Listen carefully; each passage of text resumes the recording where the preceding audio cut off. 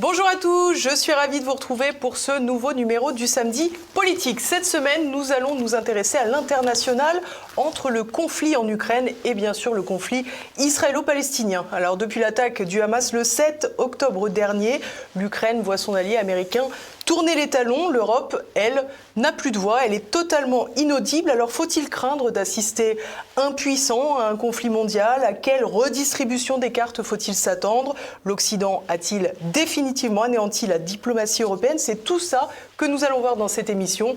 Mais avant, vous le savez, la ritournelle habituelle, je compte sur vous pour le succès de cette vidéo. Si pensez à la partager, laissez vos commentaires en dessous. Vous avez pu voir la semaine dernière que je les lisais tous. Et puis n'oubliez pas de cliquer sur le pouce en l'air pour améliorer le référencement.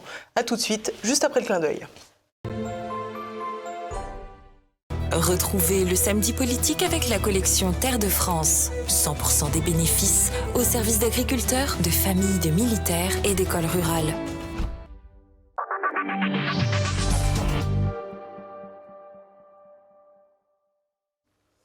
Et aujourd'hui, j'ai le plaisir de recevoir Caroline Galacteros. Bonjour madame. Bonjour. Merci beaucoup d'être avec nous. Vous êtes docteur en sciences politiques, géopolitologue, présidente du think tank Géopragma. Vous avez écrit de nombreux ouvrages. Je cite Vers un nouveau Yalta, c'était publié aux éditions Sigest et c'est toujours en ligne sur la boutique TVL sur tvl.fr. Alors Caroline Galacteros, on va commencer à l'Est, si vous voulez bien. Au printemps dernier, la contre-offensive ukrainienne devait changer la donne, repousser les Russes en dehors des frontières du Donbass. Nous sommes 6 mois plus tard. Aujourd'hui, comment qualifieriez-vous la situation en Ukraine ? Je pense qu'on est arrivé à un point d'évidence où il est clair maintenant qu'il est fort peu probable que l'Ukraine puisse non seulement résister victorieusement aux avancées russes qui se font doucement mais sûrement, qui continuent à se faire à l'heure actuelle, et encore moins, évidemment, en renverser le rapport de force, et encore moins récupérer un jour le Donbass, et encore moins récupérer un jour la Crimée, etc. Donc on est vraiment maintenant arrivé à... Voilà, il y a un fait de réalité. Il y a un fait de réalité. Les forces armées ukrainiennes sont en mauvaise passe. Elles sont... il n'y a pas assez d'hommes, il n'y a plus assez d'armes. Le conflit au Moyen-Orient a donné l'opportunité, finalement, aux États-Unis de pouvoir se désengager. Changer de cheval de bataille. Face à un fiasco militaire de toute façon, et au plan politique pour les Américains, ça devient très compliqué, même pour Biden, puisqu'il a affaire quand même, dans le camp républicain, mais même chez les démocrates, on commence à demander des comptes, quoi. Où va tout cet argent? Comment se fait-il qu'il y en ait un bon tiers, voire une petite moitié qui disparaissent, des armes, de l'argent lui-même? Voilà, donc on est militairement, on n'est pas du tout comme on le dit, pour essayer d'échapper à l'humiliation trop flagrante, dans une impasse où les forces des deux côtés ne pourraient plus avancer. C'est pas vrai. Ce qui est vrai, c'est que l'armée russe est en très bonne position, elle continue à avancer à son rythme, mais je pense qu'il y a encore un certain nombre d'ambitions et de plans pour avancer à la fois au nord et au sud, et pour finalement cornériser vraiment la partie résiduelle de l'Ukraine. Alors voilà. La grande question que tout le monde se pose, pardon, excusez-moi, c'est Odessa. Est-ce que Odessa, selon vous, fait partie des plans russes ? Ça fait probablement partie des plans russes. Maintenant, est-ce que ça fera partie des plans à mettre en œuvre ? Est-ce qu'il n'y aura pas, et il y a des bruits selon lesquels il y a déjà un certain nombre de pourparlers américano-russes sur le fait de... Sur la sortie de crise. Voilà, sur une sortie de crise, parce qu'on voit bien que ça ne mène pas où on veut, et de toute façon, ça va se faire sur les termes russes, hein. C'est évident. Moi, ça fait des mois que je le dis, ça semble une évidence, a priori, militaire. C'est-à-dire que les 4 oblasts qui ont été intégrés dans la Fédération de Russie, je pense vraiment pas qu'ils vont en ressortir. La Crimée, n'en parlons pas. Et on voit bien qu'il y a des gros tiraillements aujourd'hui au sein même du pouvoir ukrainien, que le président Zelensky est en mauvaise posture, y compris par rapport à son entourage, et par rapport aux forces armées ukrainiennes, puisque le chef d'état-major des forces armées ukrainiennes, rien de moins, le général Zelensky, vient de s'exprimer largement dans The Economist pour expliquer que non, c'était pas la grande victoire comme on l'espérait, c'était même pas la petite d'ailleurs, et que l'armée ukrainienne était dans mauvaise passe. Alors on peut toujours expliquer, oui, on leur a pas assez donné, on leur a pas donné à temps, bref. La réalité, c'est que même si les forces ukrainiennes se sont battues courageusement, il ne faut pas le nier, c'est pas un jugement de valeur porté sur l'héroïsme même des soldats ukrainiens. Au contraire, d'ailleurs. Au contraire, mais c'est un héroïsme qui confine maintenant un peu au désespoir. Il y a énormément de désertions. Les Russes compris dans les hauts gradés, d'ailleurs, hein, qui veulent plus attaquer. Mais non, parce que c'est une boucherie, en fait. Hein. L'artillerie russe... C'est quelque chose. Alors, vous évoquez l'entretien du général Zaloujny dans les colonnes de The Economist. Il y a également eu ce reportage du Time qui a suivi l'entourage de Zelensky depuis son voyage à Washington, puis son retour en Ukraine, où finalement on se rend compte que même l'entourage de Zelensky n'y croit plus, prend acte de la situation militaire. En revanche, ce que l'on constate, c'est que Zelensky, lui, semble toujours convaincu d'une victoire possible. Alors, est-ce que c'est une posture qu'il lie à sa destinée personnelle ou selon vous, est-ce que c'est finalement Certains parlent de croyance messianique d'ailleurs pour Zelensky. Je ne sais pas en quoi il croit. Je ne sais pas en quoi il croit. Je pense qu'il est dans une situation personnelle, effectivement, politique et personnelle, très délicate, de plus en plus délicate, parce qu'évidemment, si vous voulez, se rapproche le moment où, à force de petit à petit délivrer un peu de la vérité, notamment militaire, de ce conflit, on va arriver quand même à un sujet qui est, mais alors, pourquoi tout ça? Pourquoi tous ces morts? Pourquoi ces centaines de milliers de morts ukrainiens? À quoi bon? Est-ce que ça n'a jamais été véritablement gagnable? Et du coup, lui, qui était la caution de toute cette grande manœuvre de l'OTAN, finalement, et qui en était l'outil, il s'expose à de sacrées représailles éventuellement populaires si la population commence à se rendre compte de ce qui s'est passé. Parce que c'est toujours la même chose. On dit soutenir l'Ukraine, on va soutenir l'Ukraine, mais c'est pas le peuple ukrainien qu'on soutient. On soutient une clique, une junte au pouvoir qu'on a mise là pour faire quelque chose qu'elle n'a pas réussi à faire, probablement parce qu'elle ne le pouvait pas de toute façon. Donc c'est une équation vouée à l'échec, dans laquelle on s'est enfoncé et on a laissé s'enfoncer l'Ukraine et les Ukrainiens. En espérant que la Russie tomberait, en espérant que l'économie russe s'effondrerait, en espérant que Vladimir Poutine allait mourir de son 15e cancer, en espérant tout un tas de choses. Il y a même des fils sur Telegram qui disent qu'il est mort déjà depuis un mois, si vous voulez, Vladimir Poutine. Enfin, pas un mois, mais 3 semaines. Et il est enterré avec Kadyrov. Non, parce alors Kadyrov aussi. Oui, non, il est pas. Non, il est congelé quelque part. Enfin bon. Enfin, si vous voulez, on est dans un délire parce que l'humiliation est forte. Il faut quand même en prendre la mesure, à la fois pour l'OTAN, pour les États-Unis, pour l'Europe. Enfin, on est face à un mur, là, un mur de réalité. Mais vous dites, on a laissé l'Ukraine s'enfoncer finalement dans cette situation. C'est même pire quelque part, puisque je me souviens que dès le départ du conflit, il y a eu des pourparlers de paix qui ont été initiés. Et on se rappelle que Boris Johnson, qui était au pouvoir en Grande-Bretagne, a empêché ces pourparlers. Et il est évidemment pas le seul à avoir mis des bâtons dans les roues de la paix. Non, il était probablement en service commandé depuis Washington. Bien sûr.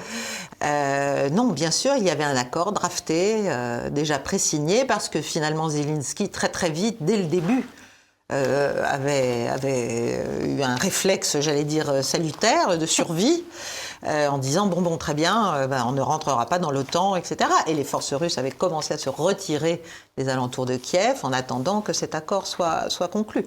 Et effectivement, tout est reparti et on a expliqué gentiment à Zelensky qu'il n'était pas là pour faire la paix, il était là pour faire la guerre. Et c'est comme ça qu'il était là. Voilà. Oui, mais en même temps, il faut savoir, et c'est pour ça que c'est très dangereux ce qui peut se passer vis-à-vis de la population ukrainienne, parce qu'il a été élu sur un programme de paix. Absolument. Il a été élu sur un programme de paix. Je vais faire la paix avec la Russie dans le Donbass. Donc, et à peine élu, hop, ça s'est retourné comme une crêpe, et on est passé au véritable plan. Et quand on voit les résultats du plan, on peut penser que la population ukrainienne, à un moment donné, peut-être va se rendre compte de la supercherie dans laquelle elle a été entraînée. On peut penser aussi que Zelensky se rend compte que la population a compris, puisque les élections, c'est pas pour tout de suite, a priori. Non, ça, les élections... Elles étaient prévues et finalement elles sont repoussées, sine die. Tout à fait. Et il se disait que le général Zaloujny, dont on vient quand même d'assassiner... aimablement l'un des principaux lieutenants, pourrait être un candidat éventuel. À l'instar d'Arestovitch aussi, d'ailleurs. À l'instar d'Arestovitch, qui lui prépare son affaire depuis plus longtemps. Ça fait quand même déjà des mois et des mois que depuis qu'il a démissionné, il passe sa vie à expliquer l'inverse de ce qu'il disait quelques années il est dans son sas de décompression. Voilà, il décompresse, oui. Alors si on revient quand même sur la propagande occidentale, une propagande qui a été absolument féroce pour vanter les mérites de la contre-offensive ukrainienne, une avancée toujours plus impressionnante, des troupes russes qui battent en retraite, des prisonniers toujours plus nombreux.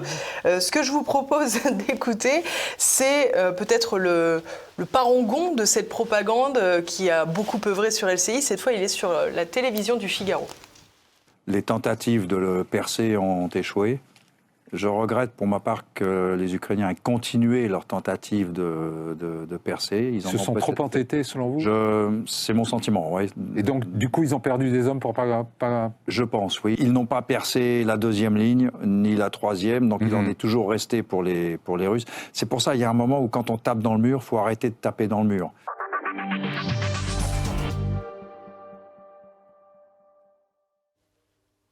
Si j'étais mauvaise langue, évidemment, je dirais les rats quittent le navire. Mais ce serait pas gentil. Non, c'est pas gentil. Alors, on ne le dira pas. Non. Néanmoins, cette position, bon là, ça nous fait sourire, mais c'est quand même terrible parce que finalement, cette propagande qui a consisté à expliquer que l'Ukraine allait gagner, elle a poussé les combats toujours plus loin. Mais bien sûr. Donc, elle a poussé à faire de plus en plus de morts. Absolument, et de toute façon, enfin, c'est assez ahurissant d'entendre le général Yakovlev dire cela, parce que l'on sait très bien que les armées ukrainiennes travaillent sous la supervision assez étroite de conseillers occidentaux, on va dire ça au sens large, et que ce sont eux qui ont poussé aussi les forces ukrainiennes à aller, alors peut-être qu'elles se sont entêtées à certains endroits, mais elles se sont aussi entêtées parce qu'on leur expliquait sans arrêt qu'il fallait qu'elles aient une victoire décisive quelque part pour qu'on puisse vendre une victoire ukrainienne, enfin. Voilà. On se rappelle avec Bakhmout. Hein, voilà, exactement. Donc c'est un peu simple de dire aujourd'hui, c'est de la faute des Ukrainiens, nous on ne comprend pas pourquoi ils se sont entêtés, enfin je veux dire, c'est d'un cynisme absolument scandaleux. Aujourd'hui, vous avez le sentiment que, vous l'avez rapidement évoqué, on va y revenir évidemment, ça prendra beaucoup de cette émission, le conflit israélo-palestinien. Est-ce qu'aujourd'hui, vous avez le sentiment que les Américains ont définitivement fermé la porte de l'Ukraine ? Pas forcément définitivement, mais je pense qu'ils sont peut-être plus lucides, entre guillemets, désormais, que les Européens qui continuent à vouloir expliquer qu'on ne va pas abandonner l'Ukraine, etc., qu'il y a même des négociations qui pourraient se faire pour l'entrée de l'Ukraine dans l'Europe, et qu'ils font diversion parce que politiquement, ça devient très compliqué pour l'administration américaine actuelle de continuer à...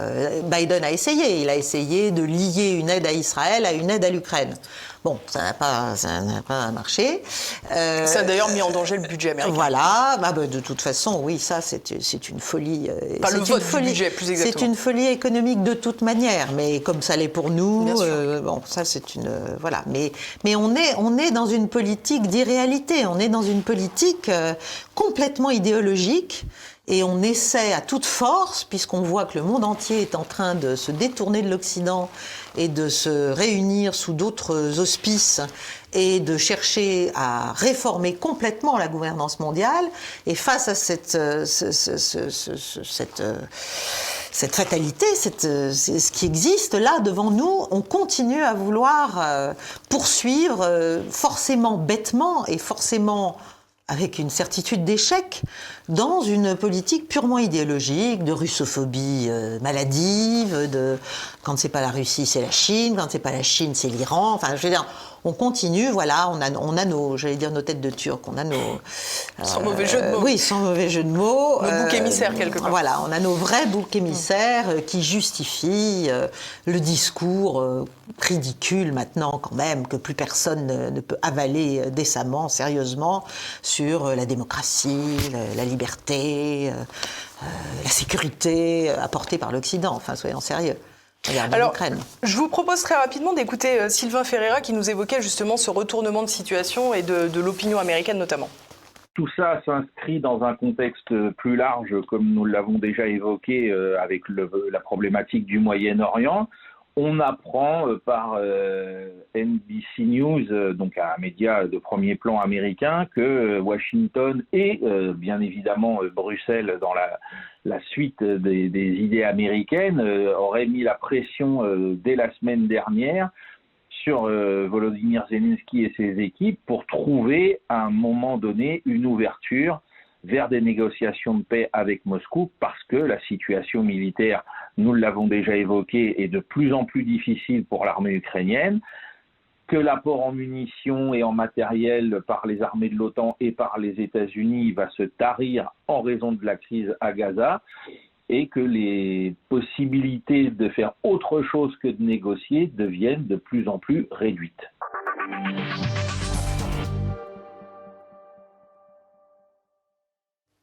Alors j'imagine que vous souscrivez aux propos de Sylvain Ferreira. Ben, complètement, c'est ce que j'ai évoqué tout à l'heure, c'est qu'il y a déjà, oui, on est en train d'expliquer, parce qu'on a longtemps dit, ah mais c'est aux Ukrainiens de voir quand ils voudront négocier, sur quoi ils voudront négocier, comme s'ils avaient le choix. Hein. Alors déjà, ils n'avaient pas le choix, parce qu'en fait, c'est dirigé depuis Washington, et deuxièmement, ils n'ont pas le choix, parce qu'il y a une réalité militaire qui s'impose à eux. Donc maintenant, la question, c'est est-ce qu'on prend le risque que la Russie n'avance trop ? Voilà. Ou est-ce qu'on arrive à un accord qu'on vendra comme une limitation des prétentions russes qui se serait étendue à toute l'Ukraine, comme on l'a dit depuis le début, ce qui est on créera les contours d'un consensus imaginaire. Voilà, c'est ça. Et donc on dira, on a sauvé quand même un gros morceau de l'Ukraine, ouf, c'est grâce à nous tout ça. Et donc oui, il y a des pressions considérables sur Zelensky, bien sûr. Bien sûr, mais ça prouve aussi que l'Amérique, contrairement à ce que le président Biden dit dans certaines de ses déclarations, n'est pas capable aujourd'hui de mener la guerre sur 2 fronts, 3 fronts, 4 fronts. Enfin, il a expliqué. Ni sur un d'ailleurs. Ni sur un seul. Déjà, c'est très compliqué quand on voit les difficultés qu'a l'OTAN et la réalité de ce qu'est l'OTAN finalement, qui n'est pas une armée, qui est une collection de forces éventuellement dédiées à des opérations communes, mais qui, en l'espèce, n'a pas voulu s'engager directement sur le théâtre ukrainien. Comment vous jugez l'attitude d'Ursula von der Leyen, la présidente de la Commission européenne, qui semble vouloir mettre sous perfusion l'Ukraine encore un peu plus avec, concrètement, les impôts des contribuables européens, quoi ? Ah oui, mais alors ça n'a pas l'air de la préoccuper trop, d'ailleurs, dans d'autres domaines non plus.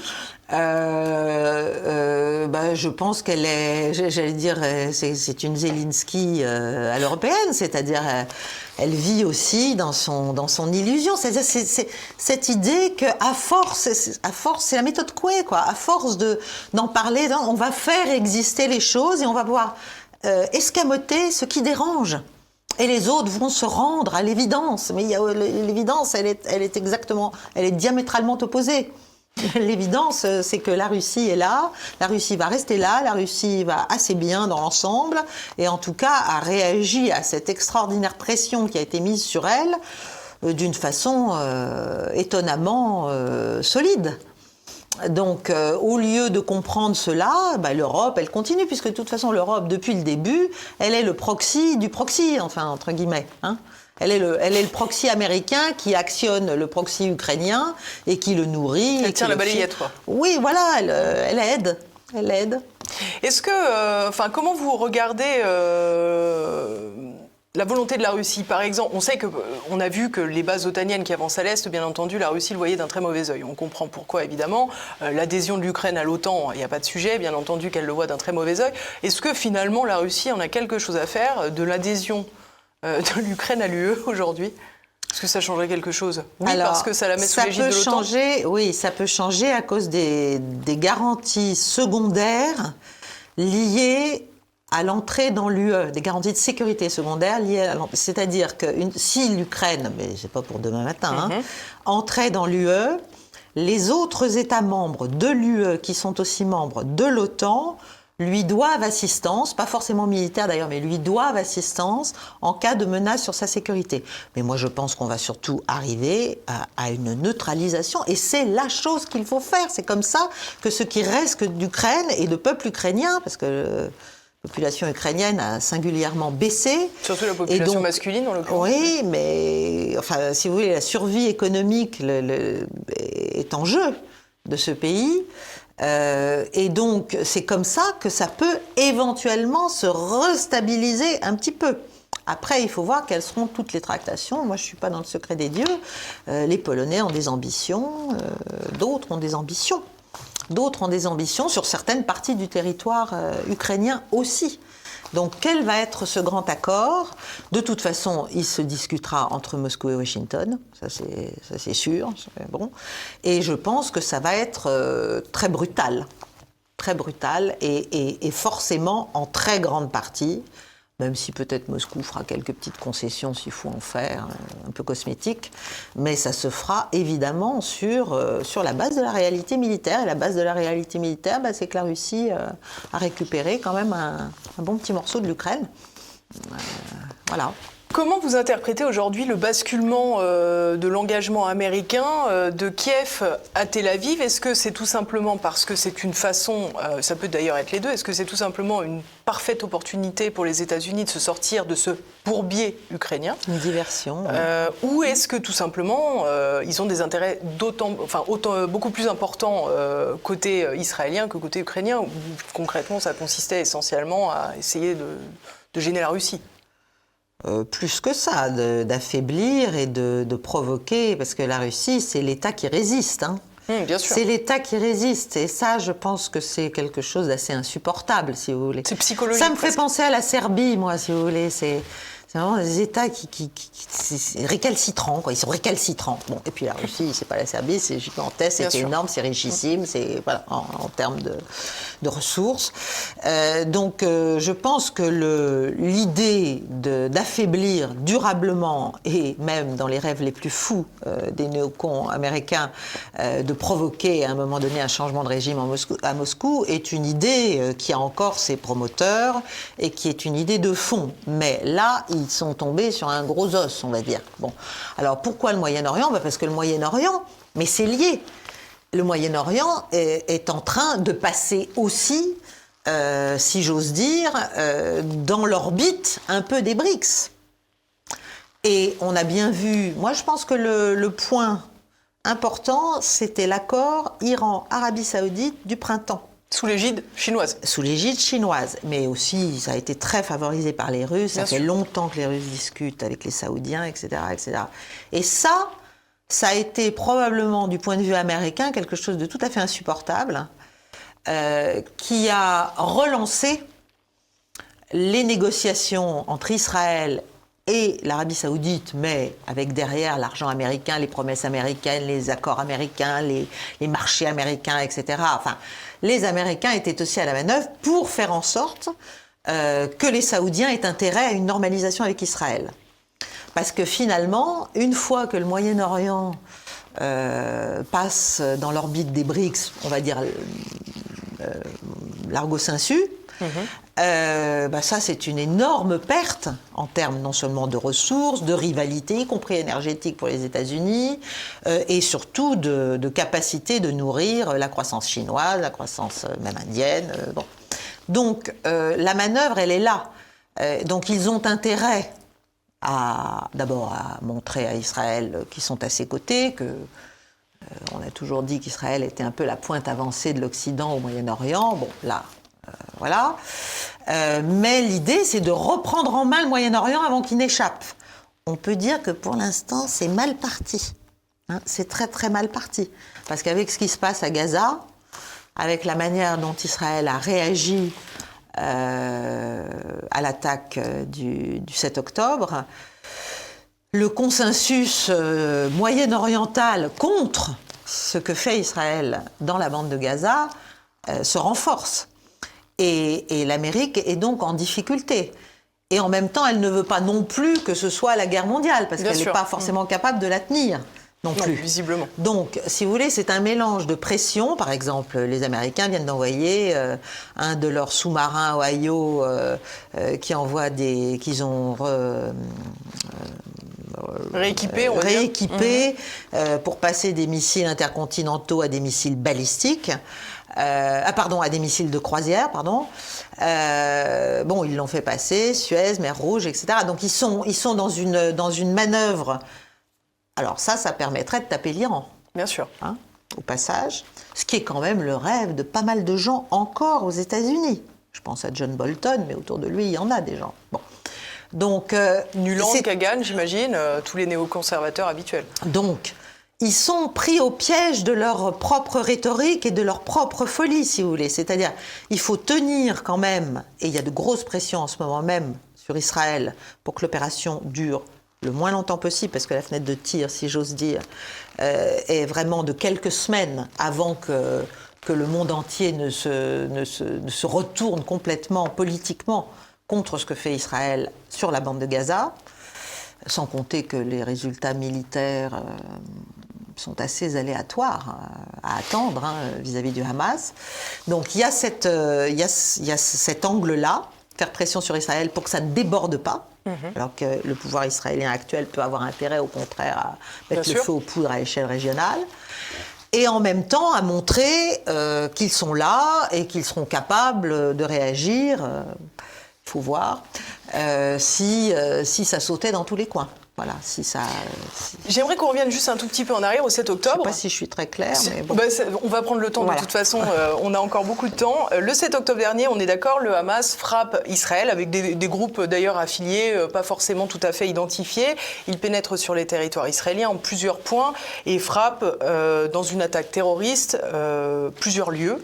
En tout, à peu près 1400 personnes perdent la vie, des milliers de personnes sont blessées, essentiellement des civils totalement innocents. Il y a également 200 otages qui sont pris par les combattants du Hamas.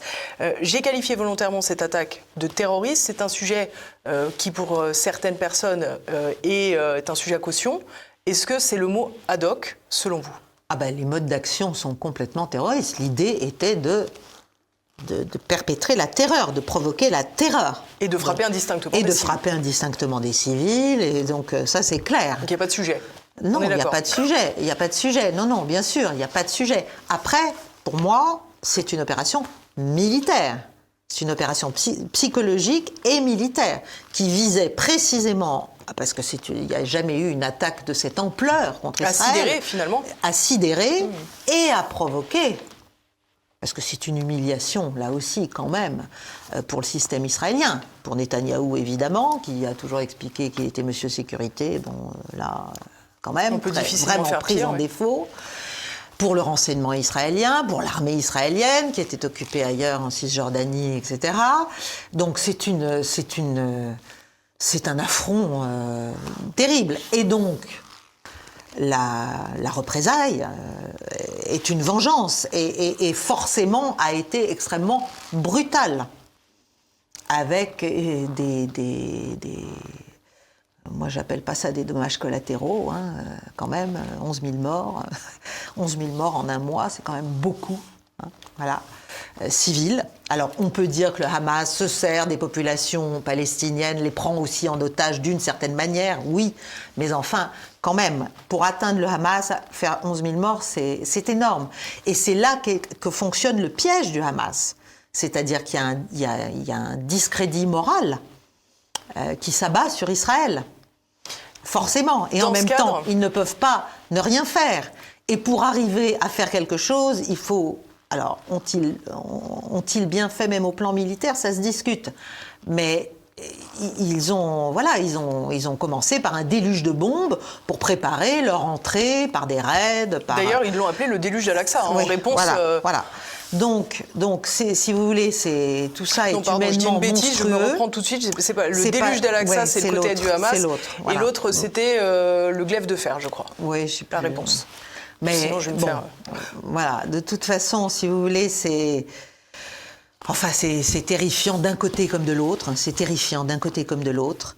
Il faut que ça cesse, ça c'est sûr. Et en ce moment, il y a d'énormes pressions américaines, mais pas seulement, aussi qataris. Je crois qu'il y a même en ce moment, entre le chef de la CIA, celui du Mossad et les Qataris, il y a des négociations pour arriver quand même à faire une petite pause pour essayer de sortir les otages. Parce que le problème des otages, c'est qu'ils sont dessous.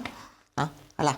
Donc, et que comme Israël n'a évidemment pas les plans des quelques centaines de kilomètres de tunnels, bien sûr. De tunnels, même s'ils en ont déjà détruit beaucoup.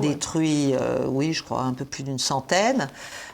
Si vous voulez, le Hamas, il se prépare à ça depuis très très longtemps. Donc ça ne va pas être une promenade de santé pour les forces israéliennes. Ça va être coûteux en hommes, bien sûr, en soldats, mais ça va être aussi très compliqué, même en termes d'objectifs à atteindre militairement. Donc quand on dit on va détruire le Hamas, il n'y aura plus de Hamas, etc. Pour faire ça, il faudrait sans doute un temps considérable. Or, il n'y a pas beaucoup de temps, parce que sinon, c'est l'autre partie du piège qui se referme, qui n'est pas le piège militaire des tunnels, etc., mais qui est le piège du discrédit politique mondial et de la baisse progressive de soutien, d'abord des opinions, puis ensuite des gouvernants occidentaux, face à cette opération. Dans ce cas, je vous propose d'écouter un ancien Premier ministre français, Dominique de Villepin. Une réponse proportionnée. Comment on fait pour proportionner par rapport à la barbarie? Mais enfin, écoutez, Madame Apolline de Malherbe, les populations civiles qui sont en train de mourir à Gaza, elles n'existent pas. Parce que l'horreur a été commise, il faut que l'horreur soit commise de l'autre côté. Nous sanctionnons la Russie quand elle agresse l'Ukraine, nous sanctionnons la Russie quand elle ne respecte pas les résolutions des Nations Unies, et voilà 70 ans que les résolutions des Nations Unies sont votées en vain et que l'Israël ne les respecte pas.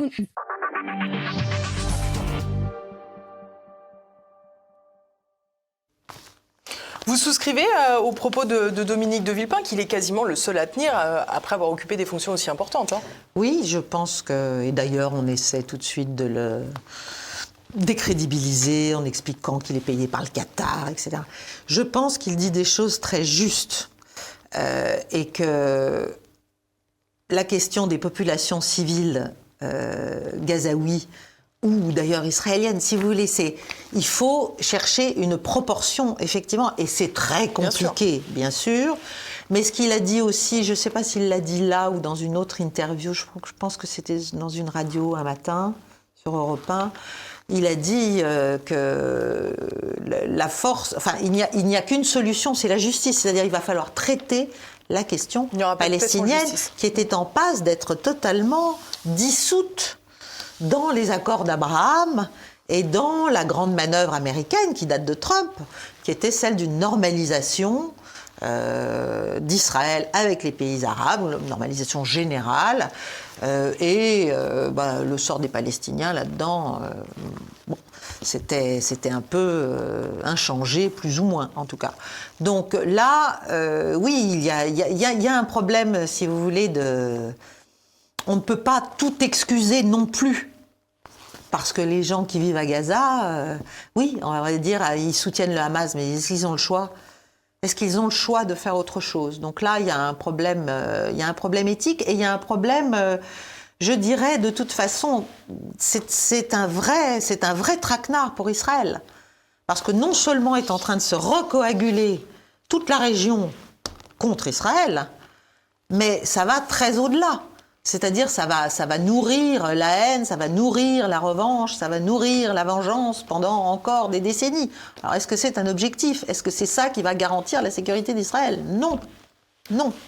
Donc, Dominique de Villepin, oui, il ose dire les choses et sortir de la logique de simplement l'émotion qui justifierait de tout faire en retour. Si vous Alors, voulez. il y a son pendant, Dominique de Villepin, qui a occupé les mêmes fonctions que lui, c'est Manuel Valls, on l'écoute.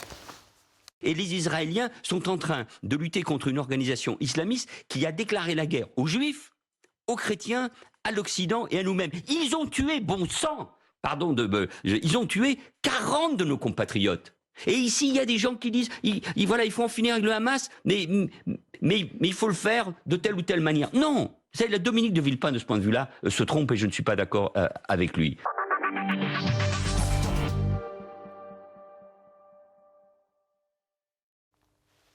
Bon, alors, on a le sentiment tout de même que C'est quand même Manuel Valls qui occupe le discours principal dans les médias aujourd'hui. C'est pas Dominique de Villepin. Non, c'est sûr. Je dois dire que moi, je trouve ça assez scandaleux, ce qu'il a pu dire. Et surtout, parce qu'il accrédite l'idée d'un conflit, d'une guerre de civilisation. Et moi, je veux bien, c'est commode, c'est pratique, c'est bien, c'est tout ce qu'on veut. Bon. C'est terriblement américain, d'ailleurs, comme par hasard. Mais ça ne me semble pas être le cas. Mais ça ne me semble pas être le cas. Donc, bien sûr, il y a une instrumentalisation des communautés et des confessions religieuses, quelles qu'elles soient, par un certain nombre d'acteurs qui ont intérêt, pour des raisons généralement beaucoup plus prosaïques, le gaz, le pétrole, les marchés, les armes, à faire agir certains États contre d'autres, à casser certaines dynamiques régionales, bref, je ne parle même pas des monnaies. C'est pas pour rien qu'on a cassé le Moyen-Orient, nous aussi, au nom des printemps arabes. On avait trouvé un autre truc à l'époque, mais on a cassé essentiellement tout ce qui était grand, riche et, comme par hasard, assez laïque. Bon, on a gardé les États religieux et maintenant on nous explique que c'est un grand conflit de civilisation entre la civilisation occidentale, chrétienne, etc., et juive, bien sûr, et judéo-chrétienne, et derrière le monde islamique qui est en guerre contre... Non, c'est pas vrai. Enfin, moi, je n'y crois absolument pas. Je pense que c'est beaucoup plus basique que ça, mais qu'évidemment, c'est très pratique. C'est très pratique parce que ça entretient la confusion, ça permet... De polariser très fort. De polariser énormément, ça permet de réveiller des communautés comme chez nous. Je ne dis pas qu'il n'y a pas de problème. Je ne dis pas qu'il n'y a pas, chez nous par exemple en France, des forces qui se servent de la présence d'une forte communauté de Français musulmans ou d'origine, même pas des Français, mais en tout cas de confession musulmane, qui cherchent à les instrumentaliser pour comment dirais-je... Pour importer le conflit, tout simplement. Pour importer le conflit et pour finalement accréditer cette idée que voilà, il faut que l'Occident maintenant combatte le monde musulman dans son ensemble et à tout prix. Enfin, si je résume peut-être un peu violemment, pour transformer la cause palestinienne en cause islamiste presque. Oui, mais moi je pense que c'est pas du tout le cas. Je pense que le peuple palestinien, il a un autre problème. Il a un problème de trouver un territoire sur lequel il puisse vivre en étant palestinien, puisque les autres États arabes ne les veulent pas chez eux. Il y a des chrétiens en Palestine aussi. Il y a des chrétiens en Palestine, il y en a de moins en moins, mais il y en a. Et que donc la question palestinienne ne peut plus, et c'est sans doute l'effet premier, peut-être, de ce qui s'est passé en octobre dernier, qui est un massacre en effet, c'est de faire qu'on ne va pas pouvoir l'escamoter. On ne va pas pouvoir l'escamoter, il va falloir la traiter. Parce que qu'est-ce qu'on va faire de tous ces millions de Palestiniens? On va tous les mettre en Cisjordanie, on va faire quoi? Il faut trouver une solution. J'ai une question entre parenthèses peut-être. On le plaque comment, le choc de civilisation, sur le conflit qui a chassé les Arméniens du Haut-Karabakh? Et justement, voilà, si vous voulez, vous avez tout à fait raison, j'aurais dû le dire. C'est l'exemple même, c'est la démonstration que ce n'est pas là. Alors là, on voit pas le choc de civilisation là. Non, parce qu'en fait, les États-Unis, plus l'Azerbaïdjan, plus la Turquie, plus Israël, ça va ensemble contre l'Arménie. Voilà. Et contre la Russie. Donc, si vous voulez, tout ça est à géométrie variable selon les intérêts locaux, régionaux de telle et telle puissance et ses alliances et ses contre-alliances. Et voilà. Et on vient nous expliquer après que c'est les Juifs et les chrétiens contre les Arabes de la planète. Non. Moi, je ne pense pas que ce soit le sujet. Ça ne veut pas dire qu'on n'a pas de problème, ni d'antisémitisme, ni de communautarisme musulman en France, et qu'il faut le traiter, et qu'il faut faire très attention à ce que justement toute cette simplification n'en vienne pas à faire se liguer des populations chez nous, musulmanes, contre l'Occident. Si vous voulez, ça crée le conflit de dire ça. Bien sûr. Expliquer qu'il y a un choc des civilisations, il n'y a rien de pire. Il n'y a rien de pire. C'est complètement, pour moi, c'est complètement faux. On a évoqué très rapidement le Qatar. Alors, comme on n'est pas à un paradoxe près, vous évoquez le fait que le Qatar était, au moment où nous parlons, en train de conduire finalement des négociations entre le Hamas et Israël, ce qui est quand même fabuleux. Enfin, ils sont bien placés puisque les dirigeants du Hamas sont plutôt au Qatar. Oui, ils ont été financés par le Qatar avec la complaisance ou l'accord et même l'encouragement d'Israël pendant des années. Parce qu'il ne faut pas oublier, comme d'habitude, c'est les marionnettes qui se retournent contre leurs marionnettistes, mais que le Hamas a été très largement transformé en organisation politique, puisqu'au départ c'était plutôt des extrémistes islamistes religieux, transformé en organisation politique et monté en graines dans la bande de Gaza pour affaiblir le Fatah, l'autorité palestinienne, qui était théoriquement la structure qui devait promouvoir ce fameux État palestinien après les accords d'Oslo. Donc, voilà, il s'est agi de diviser, de les renforcer. On les a trop renforcés, voilà. Et ça n'a rien enlevé, ni l'argent qatari, ni rien du tout, n'a rien enlevé à leur souhait d'exister militairement contre Israël, parce que eux ont décidé évidemment qu'Israël n'a pas à être là, etc. Donc si vous voulez, c'est pour ça que ces déclarations comme celle de Valls ne font que porter la foudre, ne font que porter la haine, ne font que comment dirais-je, que chercher à coaguler des forces extrêmement dangereuses. Et donc, comme d'habitude, les populations civiles feront les frais. Chez nous, ce sera des attentats. Là-bas, ce sera des dizaines de morts palestiniens en plus. En Israël, ce sera aussi de nouveau des attaques. Il y a plein d'attaques en ce moment. Le Hezbollah attaque au Sud-Liban. Enfin, je veux dire, les Houthis. Enfin, on est dans une situation extrêmement dangereuse. Je ne sais pas si les gens s'en rendent compte à l'échelle de cette région et même à l'échelle globale, puisque maintenant, comme les rapports de force globaux, géopolitiques ont beaucoup changé, on n'est plus dans les années 90, on n'est même plus dans les années 2000, où la Russie était encore en phase de convalescence, voilà, où la Chine n'avait pas encore les mêmes préoccupations que celles qu'elle a aujourd'hui. Donc on est dans une situation où il faut quand même raison garder et essayer de faire tomber les passions au maximum. Ça n'enlève rien à l'horreur de ce qui s'est passé, bien sûr, le 7 octobre. Ni à l'horreur de ce qui s'est passé depuis à Gaza. Enfin, on a tous vu quand même beaucoup d'images. Donc je pense que si on prétend parler de justice, de paix, d'apaisement du moins, parce que la paix, d'apaisement, il faut plutôt avoir un discours du type de celui de Dominique de Villepin et essayer d'oser traiter le problème palestinien enfin. On peut toujours dire « Ah ben oui, mais les Palestiniens n'ont pas voulu du plan 48. » D'accord, on est en 2023. Donc maintenant, c'est la seule façon de désamorcer un peu, parce que c'est parce qu'il y a cette injustice énorme au cœur du Moyen-Orient que tous les islamistes de la terre et de la création et tous ceux qui les actionnent viennent se greffer sur ce problème-là, viennent exister là-dessus, viennent se faire un pouvoir là-dessus et viennent entretenir le conflit et l'insécurité pour Israël. C'est une évidence.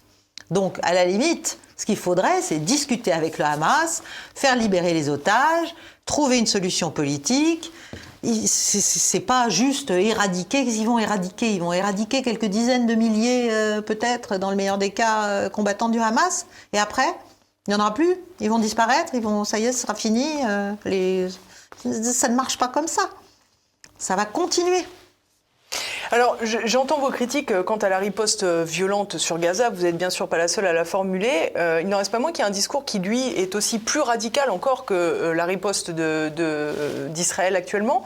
Je pense notamment à ce ministre qui a été limogé, Amichai Eliyahu, qui a, lui, déclaré qu'il fallait larguer une bombe nucléaire sur Gaza. On ne va pas s'étendre sur le fond, évidemment, mais Israël a la bombe nucléaire ?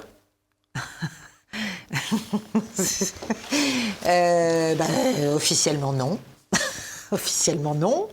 Mais bon, enfin, c'est un secret de polichinelle. Il y a quand même, oui, il me semble bien. Enfin, j'ai appris, moi, quand j'étais étudiante, qu'Israël était une puissance nucléaire.